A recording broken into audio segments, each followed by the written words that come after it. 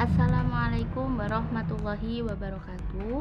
Perkenalkan, nama saya Anisyifa Azahra dengan NIM 221040 974, mahasiswi program studi Manajemen Pendidikan Islam, Fakultas Ilmu Tarbiyah dan Keguruan UIN Sunan Kalijaga, Yogyakarta.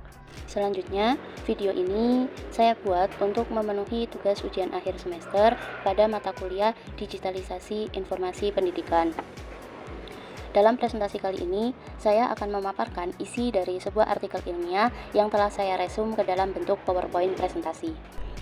Adapun judul yang saya bahas adalah peran manajemen pendidikan dalam mendorong transformasi pendidikan Islam di era digital Indonesia.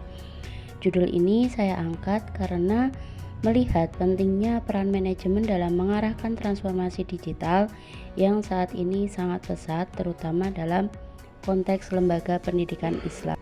Baik, langsung saja. Yang pertama di sini ada abstrak.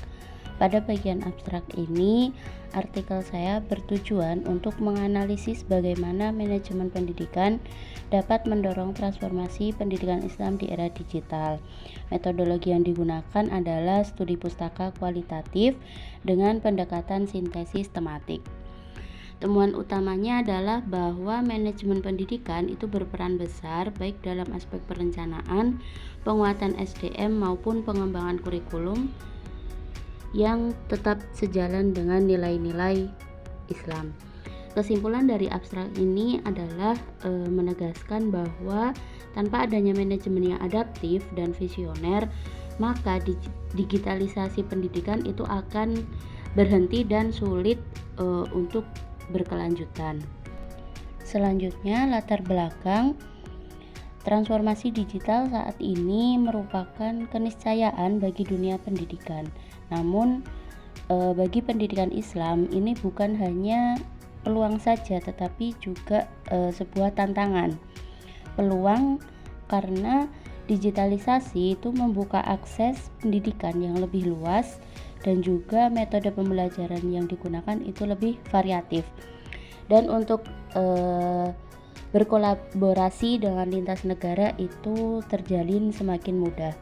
Namun tantangannya juga besar karena masih banyak guru yang belum mempunyai literasi digital yang cukup. Juga infrastruktur teknologi itu belum merata.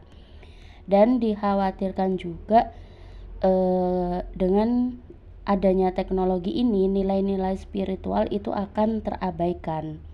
Nah, dari sini muncul kebutuhan akan manajemen pendidikan yang adaptif, strategis, dan memiliki pijakan nilai Islam yang kuat. Pada slide selanjutnya yaitu metode. Nah, dalam penelitian ini menggunakan pendekatan kualitatif dengan metode studi pustaka. Artinya, dalam menulis artikel ini saya tidak melakukan wawancara atau observasi secara langsung, tetapi dengan mengumpulkan data dari berbagai sumber tertulis seperti buku, artikel, jurnal ilmiah, dan lain-lain. Kemudian data ini itu dianalisis menggunakan teknik sintesis tematik dan juga analisis isi. Tujuannya untuk melihat pola-pola yang bisa dirumuskan menjadi model manajemen pendidikan Islam berbasis digital itu seperti apa. Slide selanjutnya yaitu hasil. Nah, dari kajian yang telah dilakukan itu mendapatkan 3 hasil utama. Yang pertama yaitu ada peluang. Jadi teknologi itu telah memperluas akses pendidikan Islam secara global, baik itu platform-platform seperti LMS, media interaktif, bahkan penggunaan AI juga itu menjadi bentuk konkret inovasi pembelajaran. Nah, selain itu di pondok pesantren yang terkenal jaranglah ada infrastruktur tentang digital, itu sekarang mereka bisa bekerja sama dengan lembaga internasional lewat digitalisasi ini. Yang kedua itu ada tantangan.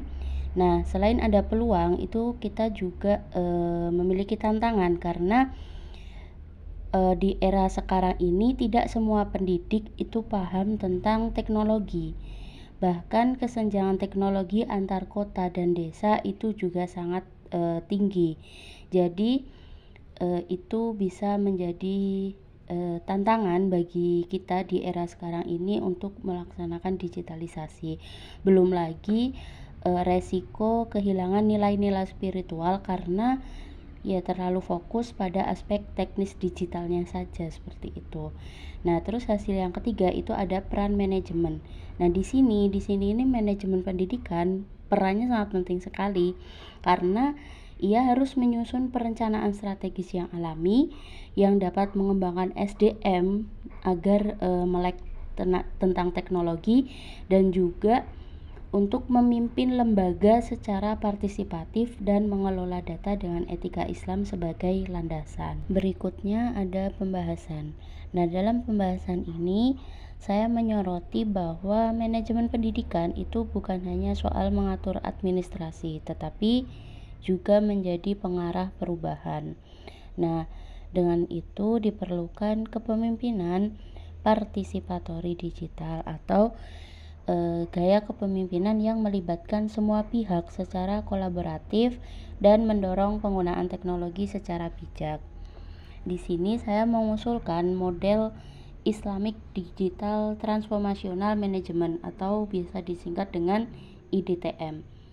Nah, dari model ini itu ada 3 unsur. Yang pertama yaitu ada orientasi tauhidik. Jadi semua proses transformasi digital itu harus diarahkan untuk mendekatkan diri kepada Allah. Yang kedua ada etika digital Islam, yang mana teknologi ini harus digunakan dengan akhlak dan tetap bertanggung jawab seperti itu. Terus yang ketiga ada ekosistem kolaboratif. Jadi manajemen itu harus membangun sinergi antar pihak, baik itu nanti pihak internal atau lembaga eksternal. Nah, dari model ini itu disusun untuk menjawab kebutuhan transformasi yang tidak hanya efisien, tetapi juga berlandaskan pada nilai-nilai keislaman. Nah, yang terakhir kesimpulan. Jadi, kesimpulan dari kajian ini adalah transformasi digital pendidikan Islam itu tidak akan berhasil jika tidak ditopang oleh manajemen pendidikan yang berkualitas. Manajemen harus bersifat adaptif, strategis, dan berakar pada nilai-nilai keislaman. Kepemimpinan juga tidak cukup kalau hanya visioner saja, tetapi juga harus memiliki kepekaan spiritual dan juga sosial. Dengan begitu, harapannya transformasi digital itu tidak hanya menciptakan sistem pendidikan yang canggih, tetapi juga tetap menjaga ruh dan misi pendidikan Islam itu sendiri.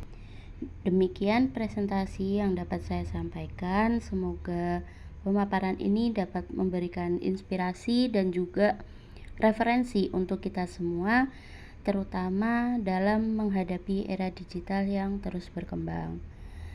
Cukup sekian dari saya.